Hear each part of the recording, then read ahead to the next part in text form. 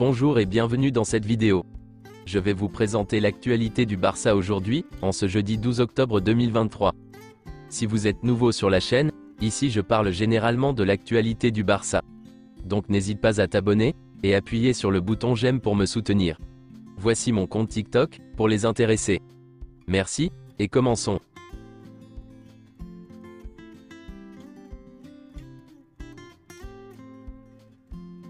Il n'y a plus de stock de maillots domicile du Barça, dans les magasins du Spotify Camp Nou. Les nouveaux maillots arriveront le lundi 23 octobre, la semaine du Classico. Le club affirme que Nike ne respecte pas le calendrier officiel. Le FC Barcelone réaffirme son innocence dans l'affaire Negreira, dans un récent communiqué. Il s'agit d'une campagne de diffamation institutionnelle, basée sur des faits sans preuve, visant à déstabiliser le club.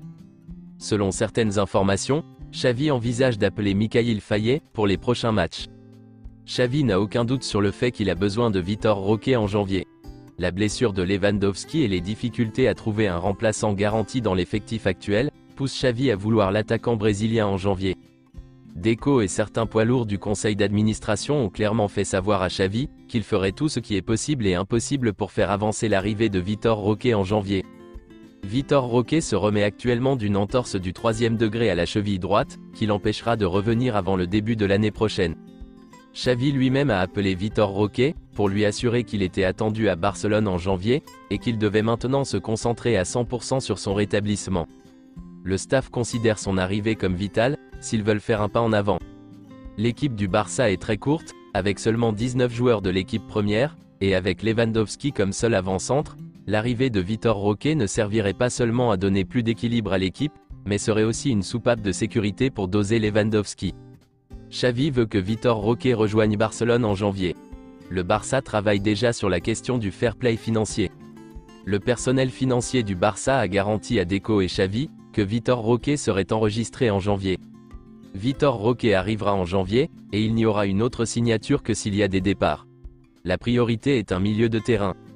Officiel, Gavi s'entraîne avec le groupe de la sélection espagnole.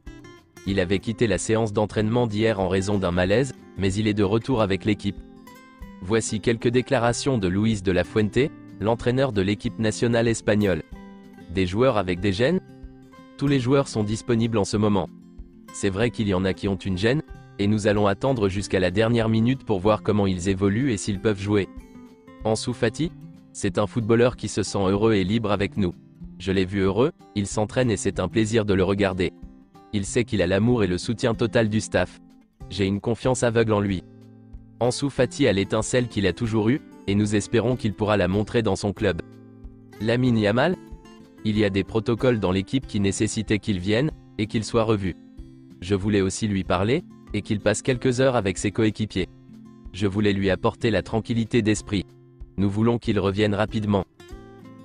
Voici quelques déclarations de Jesus Navas, sur Lamine Yamal. Jouer avec de jeunes joueurs comme Lamine Yamal? Je suis très heureux. J'ai connu cette situation, et je sais à quel point ils sont prêts à tout donner pour l'équipe nationale. Ils s'entraident, et le groupe que nous formons est très bon.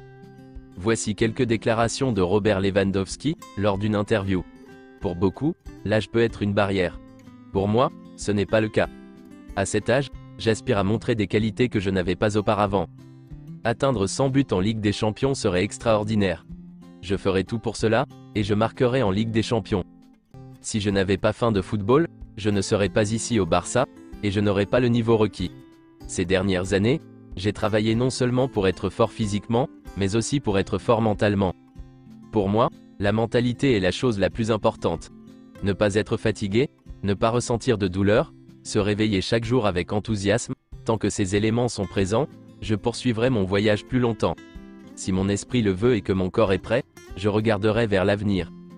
Estanis Pedrola, prêté par le Barça, s'est blessé. Il a joué 9 matchs avec la Sampdoria, et s'il atteint 10 matchs, l'option d'achat de 3 millions d'euros deviendra obligatoire.